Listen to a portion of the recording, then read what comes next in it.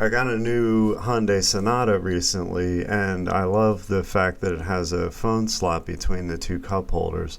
The problem is that it's made to accommodate any phone, and the phone I have is pretty skinny because I don't keep a cover on it. So whenever I accelerate or brake, it's flopping back and forth between the front and the back of the phone slot. So my solution was to design and print on my 3D printer an exact fit to that phone slot to accommodate my phone specifically. And that's what I'll show in this video.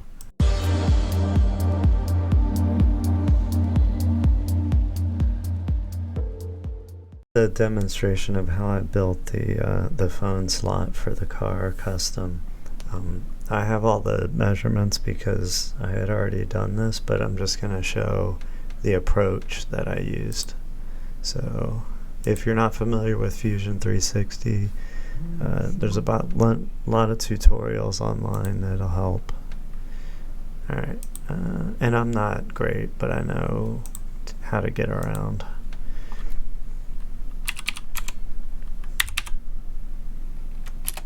And it's invaluable for 3D printing. It's really great. Alright, so I have the outer size. Oops, wrong. Now I'm going to just curve the edges to fit inside the slot in the car because it's rounded. So 7 millimeters on each corner. I don't know that warning. I don't pay attention to it, and it came out okay. So sometimes those warnings are critical. In this case, it's not.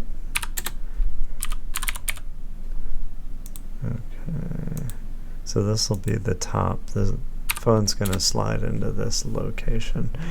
Alright, so I'm going to finish this sketch. The next piece, this is going to be 20 millimeters tall, the object. So you can do that by doing an offset plane. So you can pick your object, and then it's going to 20 millimeters. So now I have a plane up here. I can sketch onto it. So create another sketch, put it on here, create a rectangle from the center. Okay. This one's going to be slightly smaller because it's a tapered interface. 82. Alright.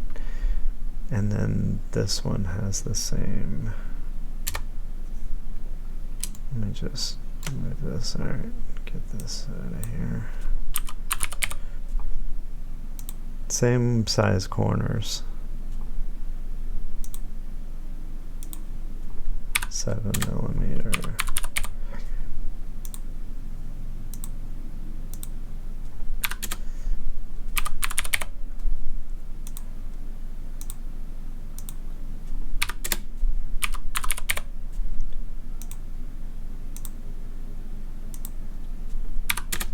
Cool.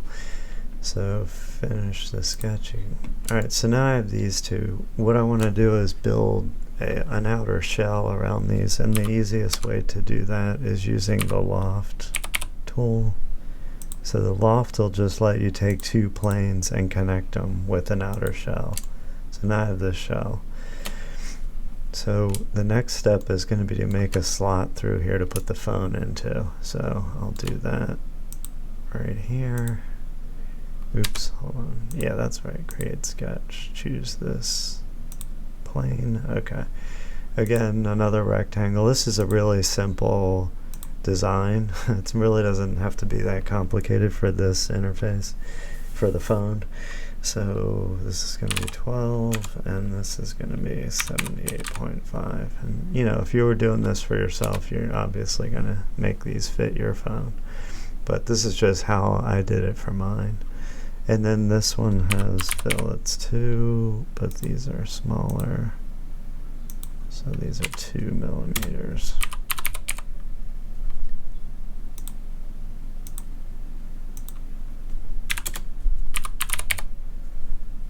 But being able to 3D print things for custom for your specific problems is really powerful, and I love having a 3D printer for stuff like this. Oops. Undo. And they're really cheap nowadays. The one I have is like $260 or something. Alright, so finish sketch. So there's my slot for the phone, but I need to actually make it a hole through here. So you can select this and hit E for extrude. You get this interface. And then I can pick, instead of distance, I can pick to object. And that'll make it cut through to the other side here. And the controls for this are really strange. So when you learn it, you're gonna have to hold down the shift key and then the middle mouse button to move it like this. You have to watch some tutorials to get that, but that's what I'm doing. Alright, now I need slots in here to accommodate the flash in my phone. So I'm gonna create another sketch. Creating all these sketches is helpful for customizing your edits later. If you have to make changes, having all these sketches lets you edit those individually. Alright, so now I need a rectangle. This one's a 2 point, so I'm gonna want to cut this slot. So where am I? This is going to be 2.5 and this is 24. And then you can hit D for distance, and this way I can specify a specific distance between this slot and the edge of the holder.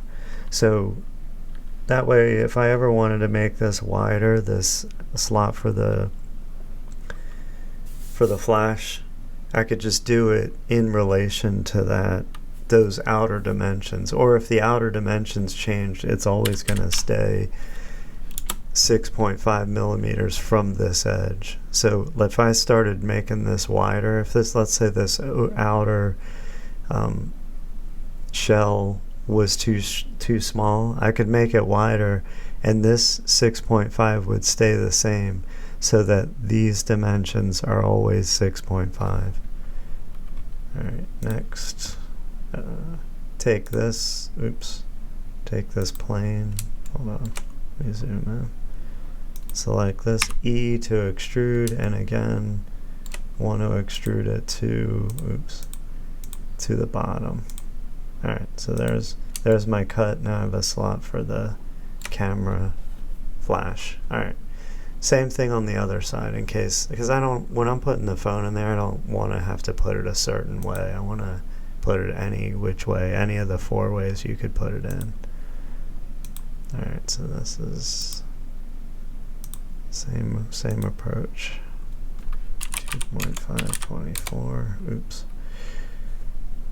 And then D this to this, 6.5, or it's 6.75. Alright, let me just double check. Okay, E. I keep choosing that to object. There you go. Alright, there's the slots. Now let me just make sure that I didn't do 6.5 over here. See, so you can edit your previous sketch and actually, oops. Oh, I did do 6.5, so I needed 6.75. Alright, there you go. And not that it matters for the demo. Alright, so there's my object. So this is actually what's in my car right now. So in my case, in Fusion 360, you can choose File, 3D Print, and then you pick your object. And I set this up ahead of time, but it knows what print utility I'm using. It also knows what printer I have. So you have to configure all that stuff. But now there's my object, and once I print it in PETG, not PLA, it's great. It doesn't warp. It's completely the same size in spite of high heat in the car. I've been using the new phone slot for the past couple weeks, and it's great. It goes in any of the 4 directions easily, and it never shrinks because it's made of PETG filament.